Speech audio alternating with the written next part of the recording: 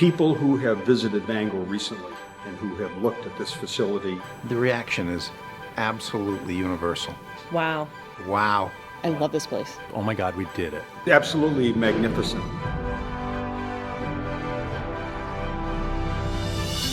This fabulous facility is here for one reason, and that is because the citizens of Bangor had pride in themselves, they had courage, they had conviction, and they came out and voted and built this marvelous facility.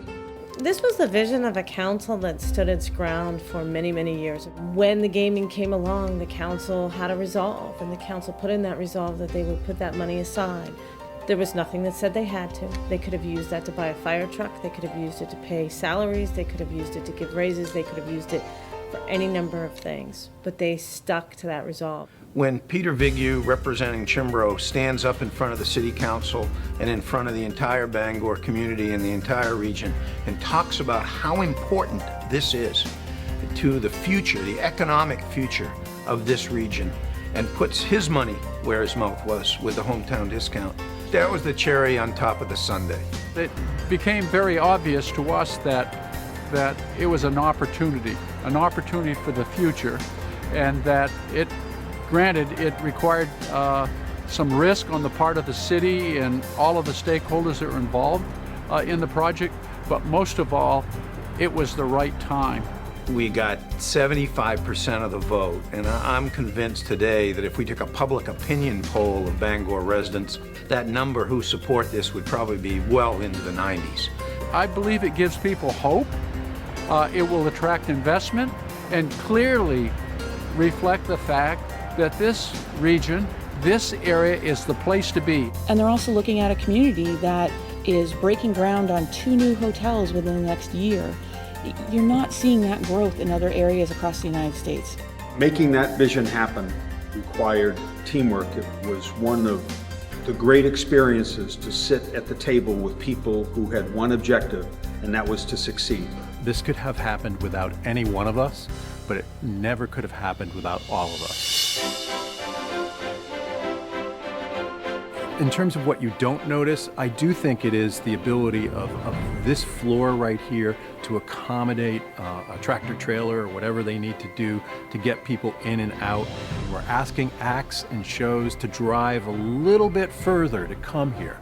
And if we can get them in and out faster, that actually makes us, in their minds, a little closer. The kitchen, I will say, is one of the coolest pieces of this.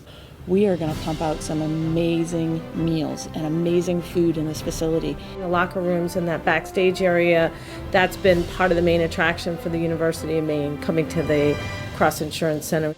The real sleeper here is the potential for this convention center. And at the heart of that is not the ballroom, it's the meeting rooms, the breakout rooms. There are 11 different meeting rooms here, and that's going to make all the difference for this facility. Honestly, I can't think of one single thing. You could point to the fact that there's not a bad seat in this place. As old as time. These Broadway shows are something that's very, very new to Bangor. Yeah, I'm looking forward to seeing Jeff Dunham. I am now a ventriloquist too. No, you're not. Yes, I am. I'm looking forward to Mannheim Steamroller. My daughter and I can get tickets to Mamma Mia.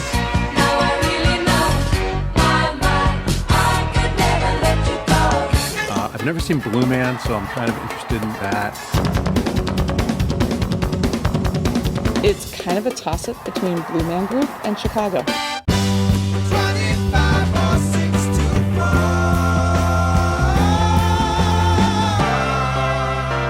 Am I going to miss the old Bangor Auditorium? Am I going to miss the old Bangor Auditorium? Am I going to miss the Bangor Auditorium? Do I think I'm going to miss the old Bangor Auditorium? I'm sorry, was that a laugh as I read? No. No. No. No. Not for 1 second. No.